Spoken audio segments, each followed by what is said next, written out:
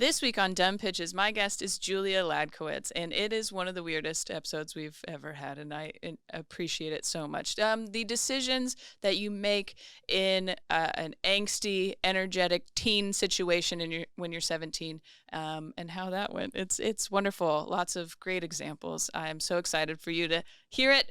Here we go. Dumb Pitches. What a bunch of dumb pitches. Oh my goodness.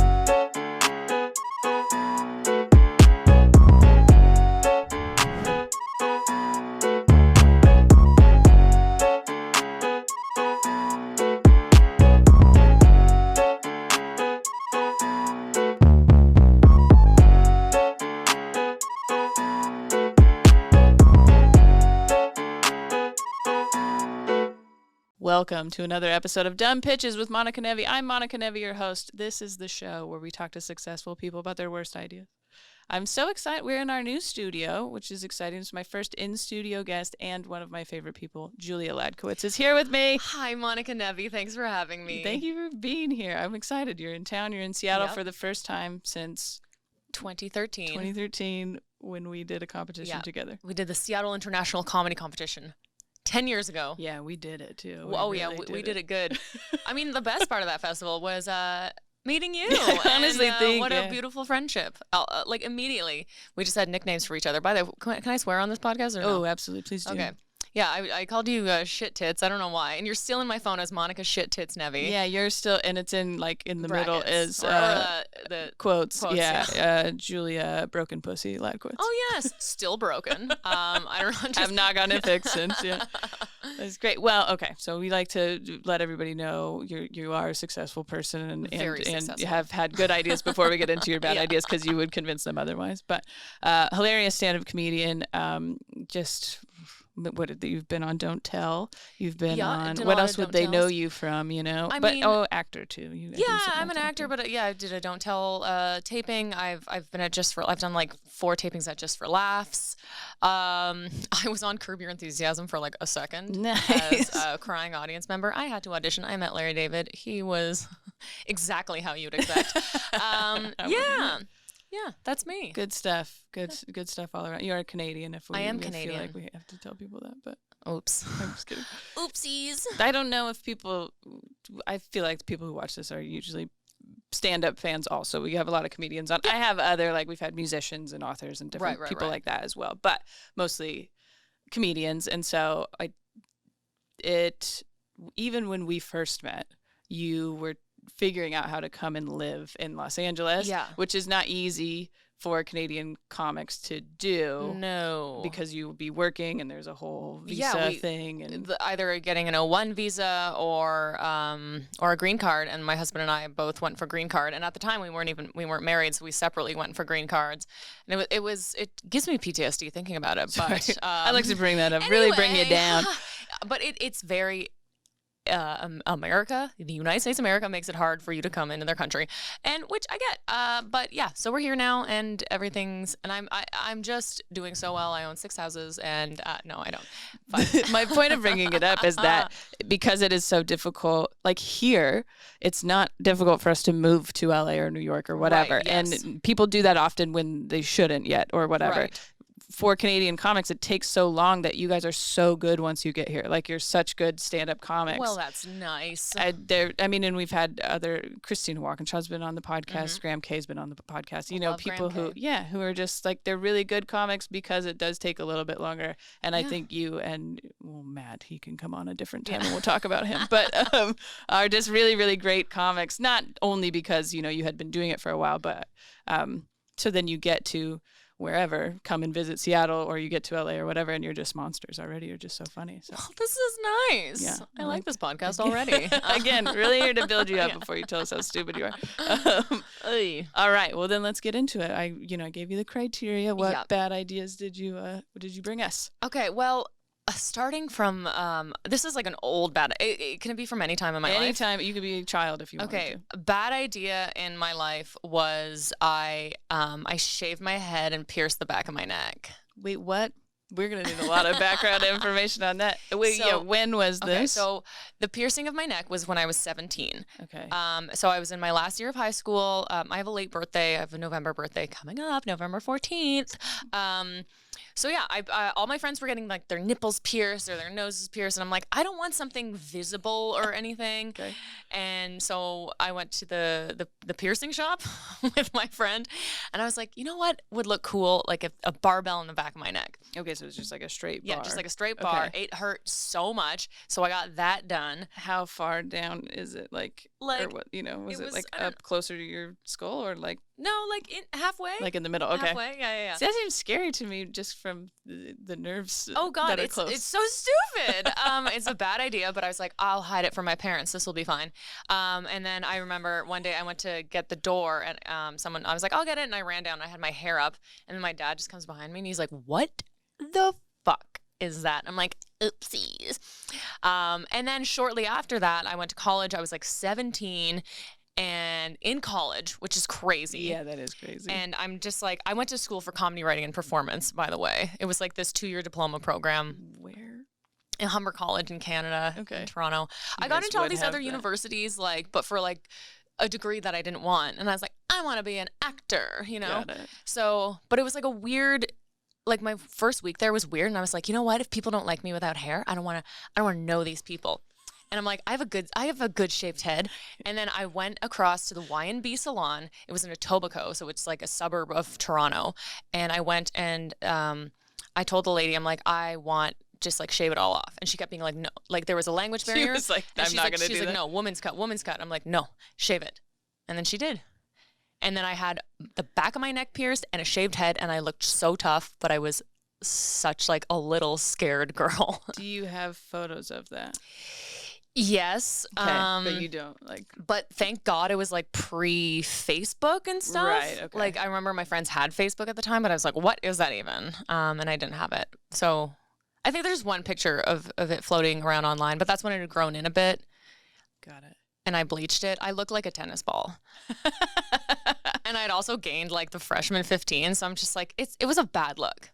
I mean, I'm trying to imagine it now, and it's not going great, but it's, I think the interesting part of piercing the back of your neck is that you wanted to hide it. Like, that's why you chose the spot, is so that no one could see it, or your parents, but then your parents found out. Yeah. So then you're like, fine, let's show everyone. And I went off to college, and I was like, who cares? It doesn't matter. But then eventually my body like rejected it, and it like just pushed. I've heard those about the barbell, the surface piercing. Yeah, it's surface piercing. Also, like someone kind of knocked it at a club. Anyway, I still have a little scar there, but anyway, it was pretty stupid. Yeah, I mean, well, and can we briefly talk about if they don't like me with my head shaved, then they're just not. Yeah, I was like, gonna be fuck these bitches. It was one of those things. Like I had never really experienced a lot of jealousy and tension with girls, because like a lot of my girlfriends from elementary school, from high school, I had known kind of my whole life. Yeah. And I went to like an art school. It was all artsy fartsy and everybody loves each other. So when I went to college in the first week, you're meeting all these people from like different areas. And I remember I made out with a guy that this girl Katie liked, but this girl Katie had a boyfriend. She's just like, I kind of like this guy. And I was like, she was like, he's great, off limits. You have a boyfriend that I've met. And it was never like how was I supposed to know or care that you? And it was one of those things like, yo, I'm gonna bring my boys here to kick your ass. I'm gonna bring my boys down from Oakville. By the way, if Oakville's like a rich part outside of Toronto, and this was like this like skinny little white girl, I'm gonna bring my boys from Oakville, and I'm like, to beat you up, to beat me up, because I made out with this guy. I'm like, I don't even like this idiot. I was drunk. I made out with him. And I shaved my head. So you shaved your head before the boys were gonna come beat you up, so that when they got there, you'd be like, "I'm fucking crazy, man." Crazy. No, I was just so sick of everybody. I was just sick of being like, I don't know. I want feminine, competitive, whatever. So you're like, fine, I won't. Fine, I'll just take it all away. Subscribe to your whatever I'm supposed to look like, kind of thing. Exactly. Okay. And because everybody had like this preconceived notion of me of like, oh, this young, like they're like, oh, you're 17 and like in college and this little blonde girl or whatever. And I was 17 turning 18 in my first month there. But I was like, I'm serious about this. And to this day, in my graduating class of this program, I'm the only person like doing anything. You know what's crazy though? Nathan McIntosh, who by the way is incredible comedian, living in New York, has done all the late night shows. He's doing very well. He went to Humber College. He dropped out after first year because he was like, I'm better than this, which he was. Right. Well, that's the thing with those programs. You're like, does this helping, or would it be more beneficial for you to just be going and doing stuff? You don't know, but for me it was because I was so young and I came from like an acting and theater background. For me it was a good place to like start, right? But I didn't get like funny until I left and started really. It's really funny when you're 17. No, you have nothing to say. No. So I ate some crackers. I shaved my head. Yeah. Well, yeah, but then people are like, you're too fucked up for me. Like, I don't identify. There's nothing relatable about a 17-year-old. I mean, there's not a whole lot of people, I think, who have had the thought like, oh, I'm feeling, this competitive, like I'm feeling out of place here with all these women. Let me shave my fucking head. Like, I don't know. Listen, I've it's come in the past like years. I've figured out a bunch about myself and like my mental health. I have like sensory processing disorder and like ADHD and anxiety and all sorts of things. So this was just a big stew. You need to do something to like. And I was just like, that energy. Yeah. Yeah. Okay. I do like that the lady was like, no, I'm not. She's like, no. I'm like, you don't do want it. to do that. And this was pre-Britney. Okay, yeah. so yeah. Well, now maybe that's a little insight into Britney there for us. Is like there's just too much going on, and It's you're like, I need to do on. something. Exactly. Shaving your head maybe is the least of the. And it's just hair. It grows back. Look at this now. Look at this. Look at these blonde locks. Maybe I'll shave it in Seattle. Hey, there you go. Be like, shave it in Seattle. There's that Tom buy Hanks movie tickets for to you. my show. Or it's the sequel. Shave it in Seattle. From the people who brought you Sleepless in Seattle. It's just shave it in Seattle. Just a bald Meg Ryan. Oh gosh, I feel stupid. I feel stupid. No, it seems like it's all worked out just fine. Sure. It's good, and your hair looks great. And thank you. I just got it done. And you just got your hair done too. I did just got it, but it doesn't. Yeah, it's still long, which is good. I'm filming a special in a couple of weeks, and so I was like, I need to cut it. You need to be fresh to death. Yeah, we'll see how it works. It's fine. Stop laughing. Do you have other bad ideas that you? Yeah, I have some other bad ideas. I think we started very strong. So and just keeping in the like the whole high school thing. I kind of I try to do this as a joke on stage, and I did it for a while and then I stopped it. So I'm not trying to be like plug bits into your podcast, but this is a real story that I punched myself in the face. I was so mad one night. Like I punched myself in the face. Okay. I was out at some like pub night again in high school. And my friend Natalie was getting on my nerves. And again, it had something to do with like boys. It was like, and where I was just like, well, oh my God. And I think it's because like a couple guys were flirting with me and she's like she's gorgeous, dancer, whatever. Natalie, if you ever hear this, I love you. Good for but you, I think Natalie. she was just like annoyed that she wasn't getting the attention or whatever. Also, this is how I recall it in my drunk high school brain. Maybe that's not what happened. Right. But I just remember her being like so mad at me and getting in my face and and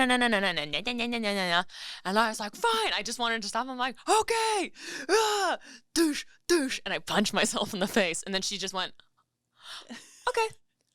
okay, all right. And then she stopped because I was just like, what now, bitch? Yeah. Was this like in front of a lot of people, or was it just her? Or I feel like it was in like a at a party lot. kind of thing. It was at like a pub. Like we used to do these pub nights called like Glebe Pub Night. But it wasn't inside of the pub. It was outside. No, yeah, Okay. and where you take like you'd rent a bus and you'd all go to Hull, like which was like in Quebec. It was over the border, so you could drink. So They would let literally anybody. You could be a dog dressed as, or like you're like, I'm gonna need to see literally your a dog ID dressed there. as a human, like I'm a real boy, and they'd be like, come on in, sir. We'll put it in a bowl for you. Yeah. That's great.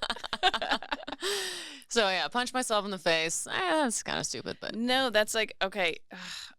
I think I'm actually very impressed that you're sharing these, because I think it would be like, sometimes I have had moments like that where I'm like cringe a little bit, or of like, because at that age, especially your emotions, you don't know what to do with all that energy sometimes. And so you're like, do something fucking crazy, but I don't, maybe that's, I'm like not, adjusted enough to be like, that's okay that you responded that way. You know what I mean? Like, I don't think it's something okay. I don't think it's okay. It seemed like it worked. She was like, all right. It's like, but again, and that's with like, so the sensory processing disorder that I have that I'm still figuring out. She basically described it. She's like, it's like if you're a circuit board, you have too many circuits plugged in, and you just like power down. Okay. So I think that's the kind of stuff that was happening. So it was like you were just overstimulated at that time, didn't know what to do, and that was like a. Yeah. You're like, I can't shave my head, so I have to punch myself in the face. I punched myself in the face before I shaved my head. That was the timeline of events. The gateway to shaving your head was punching yourself in the face. Yeah. And I was like, oh, I don't want to punch my friend. And I don't want to like, I wasn't like, I would never do like severe self-harm or anything. But I'm like, I'll just give myself a little punch. Right. Was it like, did it hurt? Yes. Okay, you like didn't really feel good. You went for it. Yes. Well, because I'm sure there's some sort of mechanism in your body that keeps you from like knocking yourself out. But I mean, I certainly didn't knock my. Can you imagine just? Yeah. Oh boy, no, I wasn't that strong. I guess I really would just shutting down. Yeah, but yeah, punched myself in the face. I'm trying to think of like. I don't know why I was thinking about this the other day, just feeling embarrassed and digging up memories to help with that. No. Yeah, I get really frustrated. When I was younger, I was like me, and I had like would only hang out with boys, not for any other reason than like I liked to play sports, and that's who was playing sports. And so, but there would be like older boys that would just like frustrate me to a point of like, you know, like shit talking and stuff, and like that would be, and this is so embarrassing. See, that's the problem. Like you seem like you're okay like talking about it, and I have these feelings of like I don't want to say it. Isn't this your whole podcast? So, it's great. This is torture for you. No, this is why, because now I don't have to say it. I get to think about what you've done. Right. No, I remember one time we were just playing like basketball 21 outside, and we were probably in like 6th grade. And I got very frustrated, and I like chucked the basketball over the fence, you know, like, and I just remember being like, that's what happens when I get mad. You know, it's like this tiny little girl. The basketball goes over the fence. And there's just like all these boys like older than me, taller than me, and they were like just laughing at me. It's like, you know, like that, what a weird thing to do. Yeah. But it feels similar of like, I'm so, I don't know what to do. Yeah. Like this is what, and there, I think at the time it felt like, that was going to be a cool thing to say, you know, to be like, you don't want to see me mad, you know, like that. But like, now she's going to toss one of us over the fence. And I think about like, I'm not even big enough now to do that and have it be like intimidating in any way. And so I was so small, like just this tiny little, I weighed just like little Monica Nevi. 90 pounds until I was like 17, you know, like it was so tiny. I know it was not very helpful in sports, but so it's like, there's nothing intimidating about that really at all. And but it's the same. Should have punched yourself in the face. Should have punched yourself in the face. Just dry shaved your head right then and there. Who's the basketball now? That's pretty like, man, talk about you get later in the season in a sport or whatever. If you really want to be intimidating, just one of the, women's sports getting a lot more attention now, which is fantastic. Mm-hmm. See someone like a Caitlin Clark come out and just shave her head in the middle of the floor. Be like, let's fucking do this. At halftime, or what are they calling basketball? Is there a halftime in basketball? There you go. Okay. Can you imagine at halftime, everybody had their little break, and then an entire team just went back and shaved their head, and they're like, all right, here we are. I'd feel like, you know what? I don't want to play basketball anymore. If I was the other team, I'd be like, I quit. Well, and then they'd argue about who is that the same players? What's happening? Who is this? Right. This is a different team. There's nothing in the basketball rules that states you can't shave your head mid-game. No, you can do. There's girls who would like wear a ponytail for the first half and then braid it at halftime. There was like like a superstition type of thing. So you can definitely change your hair halfway through. I don't know if anyone's ever shaved it, but that's worth a try. That's a tactic. Yeah. If any WNBA players are listening, there you go. Try it Shave out. Your head. Give yourself a punch in the face. Yeah. If it doesn't go well, just chuck the ball into into the stands. Yeah, that's what happens when I get mad. God, maybe I should talk to a therapist about that. Oh yeah, I need one. We all need one. Yeah, I've had them, but not that I've been I love it. But there's this whole thing like insurance and stuff. Anyways. Oh, that's a whole other can of worms that we'll get into later, but not on this podcast. Yeah. I would be interested to see what type of trauma is like causes me to cringe so hard at some of the things I did as a kid. Yeah. You were a kid, who cares? Right? Even 17 I feel like is like, But would you punch yourself in the face now if that was the situation? No. Right, exactly. So no, I don't think so, but it's just yeah, it is. I cringe at so much that I did, and that's why like we didn't grow up with social media. No. Like I didn't get Facebook until I was like 18, and I didn't have a cell phone until I was like 16. Even at that, I didn't have like video or whatever. right, yeah. I had the So flip phone. these like 17-year-olds who are doing something so embarrassing and like that could actually potentially be like life altering. Right. And yeah, I think we have to hold people accountable for their shitty actions or their dumb takes or their whatever, but like, oy, oy, oy. Yeah, if people were posting the things that I was thinking when I was 14, like, it's not going to be good. No. And also, like, oh my God, I was talking to someone about like 2002, and I'm like, 2002? And like, it was just a different time. Yeah. Like, it seems like, It that was sounds just so like the old other day. sometimes, But but you're yeah. like, no, No. it was 20 years ago. It was That's a 20 long years time. ago. And it was also, it was so sexist. It was so whatever. And I feel like you just have to be like scrappy just to like, I felt like I had to be Yeah. scrappy, and I felt antagonized by boys. It was weird because I was such a girly girl, but I was also like, before I knew what a feminist was, I was such a like, no, you don't get to make fun of me or whatever, and Yeah. I'll like take the piss out of you before you can fucking come at me, you little twit. Yeah. Um, Oh, shit, Yeah. my fucking head. yeah. No, that's true. Have you watched it's like the Woodstock documentary Yes. about that one? That is so, like, I never really realized how much the culture was so aggressive at the time. Like, Yeah. everybody was like, all the bands and stuff, and even, it didn't matter the genre of music, whether it was rock or rap or Yeah. whatever. It was so, like, I'm going to kill you, and Yeah. like, just so, and it was about other men, but then also about them treating women that was way. so It was like so misogynist. violent and just like, what the fuck? It was a and gross that's like, time. it was a very developmental time for the early 2000s. It was Yeah. like middle school for me, so it was like, that's the most, you're trying to figure out what you're supposed to be like. Mhm. You want to fit in really badly, even though I didn't. And you're like, I think you're developing what you think adults are like at that time too. Yeah. Like when you're much younger, you're like, I don't know, adults are like so much older than me, who cares? But at that time, you're like, I'm getting closer to adulthood. What am I supposed to be like? And if that's the adult that you're seeing, you're Yeah. like, wow, this seems You're like, wait, terrible. I'm supposed to be Kid Rock? Yeah. Oh no. Oh, fucking Fred Durst out here. Like, why is that? Oh, God, Fred, get out of here. Ugh. God, just what a time Stop to giving be alive. millennials shit. That's what we were I know, developing with. We went through a lot. We did, and it was so hard. It was very hard. What should I say? Another dumb thing? You can, yeah. Okay. Do it. I have come up with like a lot of like dumb video ideas, and most of them I will say came about during the pandemic. There was this like one. Do you ever make a video that you're like, this is like, or a sketch, and you're like, this is so funny. You're like, this Yes. is gonna break the internet, Mhm. and then people just fucking hate it. I did this thing. It was called Chuck Wet World's Ugliest Spy, and I need to like repost it. I am so disgusting and I'm unrecognizable, and people are just like mad at it. They're like, that's a disgusting man.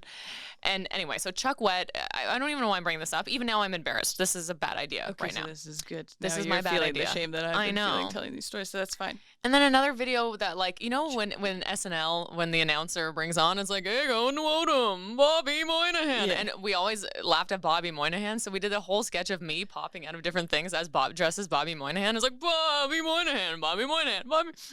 Again, it was one of those things I was dying at, and I'm like, You loved it. See, that's I had Steph Tolev on, and we were talking about how like when you're like, oh, this is so good, it never goes well, and then Yeah. you'll post something and you're like, this is dumb, I don't know what I'm doing, and then people love it, and you're like, what the fuck? And then you're like, do I even know what's funny anymore? Right, and you're like, I spent hours being Bobby Yeah. Moynihan from Yeah. behind different things for no reason, like it's always something Yeah. where you're like, oh, I just said one thing, and then they're like, this is great. That's why it's Fucking like dumb. do what you want to do and Yeah. do what makes you laugh, and And yeah, take a chance, post those things because you don't know what people are going to like, but you can't pretend to know what people are going to like or cater to people, because when you do, like, for example, Seattle Comedy Competition 2013, we had to do our TV clean set in Renton.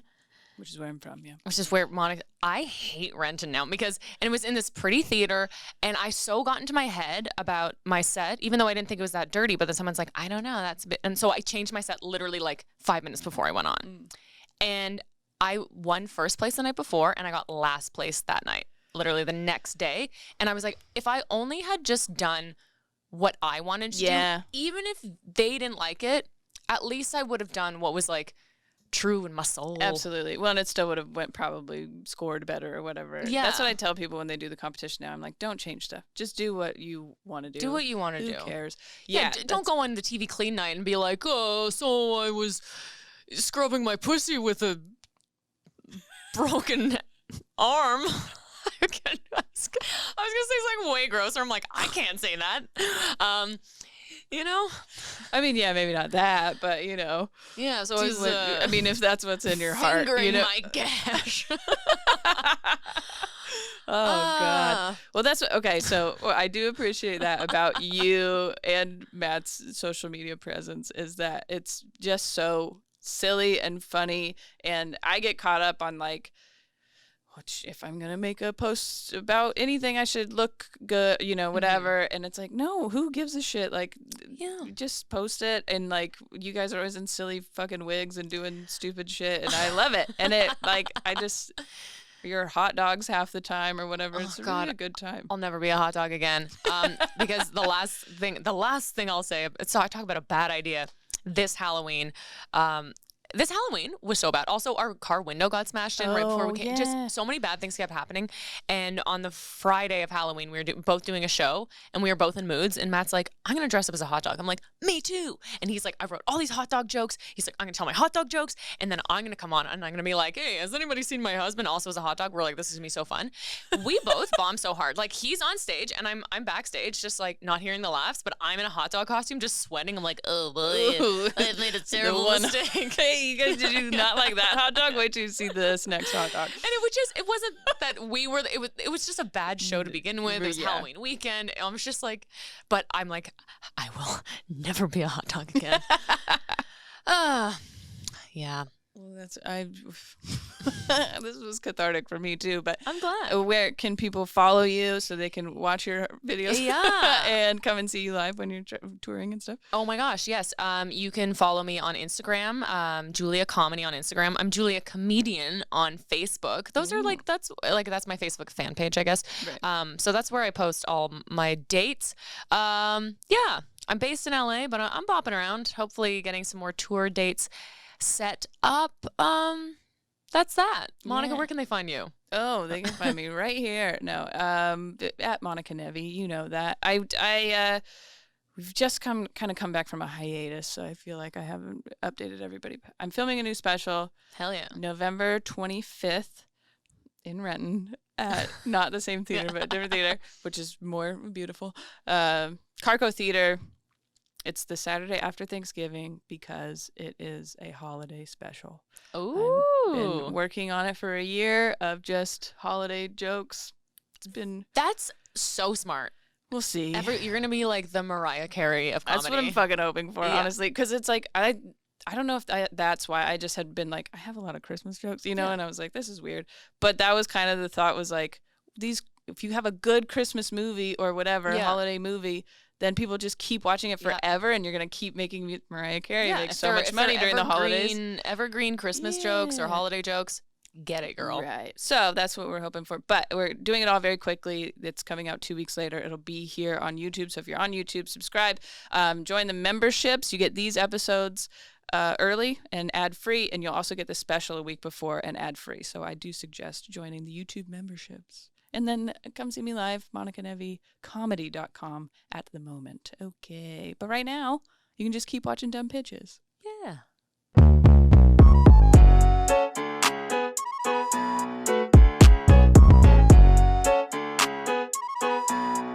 You're weird. Yes.